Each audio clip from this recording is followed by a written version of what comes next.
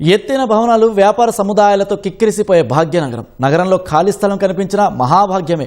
ఖాళీ జాగా కరువు అవుతున్న నేపథ్యంలో ఎస్పీడీసీఎల్ యాజమాన్యం వినూత్న ఆలోచన చేసింది. గ్రేటర్ పరిధిలో పై వంతెనల కింద సబ్స్టేషన్ల నిర్మాణం చేపట్టాలని నిర్ణయించింది.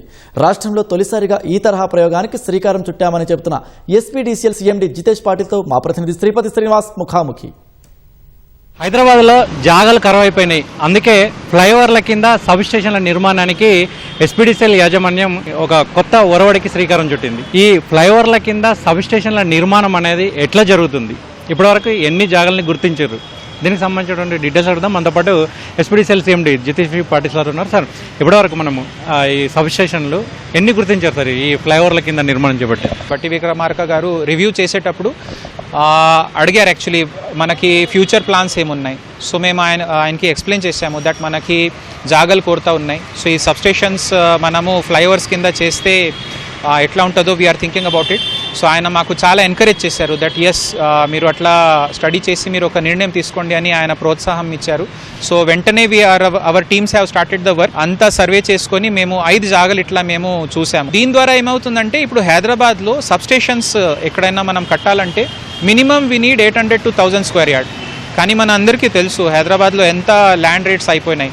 సో అంత భూసేకరణ చేయడం మరియు అక్కడ అంతా లైన్స్ కనెక్టింగ్ లైన్స్ కూడా ఏర్పాటు చేయడం అంటే చాలా కష్టం అవుతుంది. కాబట్టి ఇట్లా సబ్స్టేషన్స్ మనం బ్రిడ్జ్ కింద పెట్టుకుంటే ఆటోమేటిక్ రోడ్ అనుకొని కూడా మనం లైన్స్ కేబుల్స్ తీసుకురావచ్చు అండ్ ఉన్న సబ్స్టేషన్స్కి లోడ్ తగ్గించవచ్చు సేఫ్టీ పరంగా. ఎందుకంటే ఈ చుట్టుపక్కల అంతా కూడా ప్రయాణికులు తిరుగుతూ ఉంటారు. పైన ఉన్నటువంటి బ్రిడ్జ్కి సంబంధించినటువంటి ఏదన్నా టెక్నికల్గా ఎనీ ప్రాబ్లం ఉంటుందా భవిష్యత్తులో?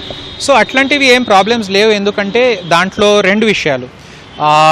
ఈ ఏదైతే పాయింట్స్ ఉన్నాయో మీన్స్ మేము ర్యాంప్స్ దగ్గర పెడుతున్నాము, అంటే బ్రిడ్జ్ ఎక్కేటప్పుడు లేదా దిగేటప్పుడు. సో ఆ జాగా ఎట్లాగో మీన్స్ ఒక మూలంలో ఉంటుంది. సో అక్కడ మోస్ట్లీ టర్నింగ్స్ ఉంటాయి కాబట్టి అంత హై స్పీడ్గా ఏది vehicles Rao. That is one thing. Secondly ఏముందంటే మన హైట్స్ ఏదైతే ఉంటుందో ఈ ట్రాన్స్ఫార్మర్ది లేదా కంట్రోల్ రూమ్ది అది మీన్స్ 10 feet కంటే ఎక్కువ ఉండవు. సో మన ఫ్లైఓవర్ లేదా బ్రిడ్జెస్ హైట్ చూస్తే చాలా ఎక్కువ ఉంటుంది, ఆల్మోస్ట్ 30-40 feet ఉంటుంది. సో దానికి ఏం ఎఫెక్ట్ రాకుండా ఉంటుంది. అది ఇండక్షన్ ఎఫెక్ట్ అయినా వేరే ఏదైనా ఉంటే కూడా అట్లాంటివి ఏం రావు. ఇంకా మూడోది ఏంటంటే కొంతమందికి అట్లా అనిపించచ్చు ఇది ఫైర్ యాక్సిడెంట్స్ లేదా ఫైర్ హెజార్డ్స్ అయితే ఏమవుతుందని. కానీ ఎంత అయినా కూడా ఇప్పుడు మనకి అనుభవం ఉంది. సో అన్ని ప్రికాషన్స్ తీసుకొని అసలు లోడే తక్కువ చేసి ఇది సబ్స్టేషన్స్ నడుస్తాయి. అట్లా జరిగినా కూడా అన్ని పూర్తి ప్లానింగ్తో ప్రొటెక్షన్ మెజర్స్తో మేము అది ఏర్పాటు చేస్తాము. సాంకేతిక పరంగా ఎటువంటి చర్యలు తీసుకుంటారు ముఖ్యంగా? ఎందుకంటే మీరు అన్నారు ఇంతకుముందు ఫైర్ అనేది వచ్చినప్పుడు మిగతా సబ్స్టేషన్లకి అయితే ఏం ప్రాబ్లం ఉండదు. కానీ ఇక్కడ అంటే ఈ చుట్టుపక్కల ఉన్నటువంటి ప్రయాణికులకు కావచ్చు లేదంటే బ్రిడ్జ్ మీద వెళ్ళే వాళ్ళకి కూడా ఇబ్బందికరంగా ఉండదు. దానికి సంబంధించి ఏ టెక్నాలజీ వాడుతున్నారు? సో దీనికి మనకి అంతా ప్రొటెక్షన్ మెజర్స్ కోసం మేము FRP షీట్స్ వాడతాము. ఫైర్ ప్రూఫ్ ఉంటాయి, అవి ఎలక్ట్రిసిటీ రెసిస్టెన్స్ ఉంటాయి. పైనుంచి కూడా మేము FRP ప్రొటెక్షన్ పెట్టుకుంటాము. ఇంకా మనకి రోడ్ యాక్సెసిబిలిటీ చాలా ఈజీగా ఉంది కాబట్టి దీనికి ఏం జరిగినా కూడా ఇమ్మీడియట్గా మన టీం వచ్చి అది చెక్ చేయగలుగుతుంది. సో ఈ విధంగా సామాన్య పౌరులకి ఇంకా ఎవరికైనా అది ప్రమాదం లేకుండా మంచిగా ఇది ఏర్పాటు చేయడం జరుగుతుంది. ఈ సబ్ స్టేషన్లు ఫ్లైఓవర్ల కింద సబ్ స్టేషన్లు అనేది వేరే స్టేట్లో ఎక్కడన్నా అధ్యయనం చేశారా లేదంటే మీరే ఇక్కడ కొత్తగా దీన్ని అందుబాటులోకి తీసుకొస్తున్నారా? ఏంటి అసలు? అంటే వేరే స్టేట్స్లో అయితే ఎక్కడ లేదు యాక్చువల్లీ. మేబీ మనది నేర్చుకొని మేబీ వేరే స్టేట్స్ కూడా ఆలోచిస్తారు.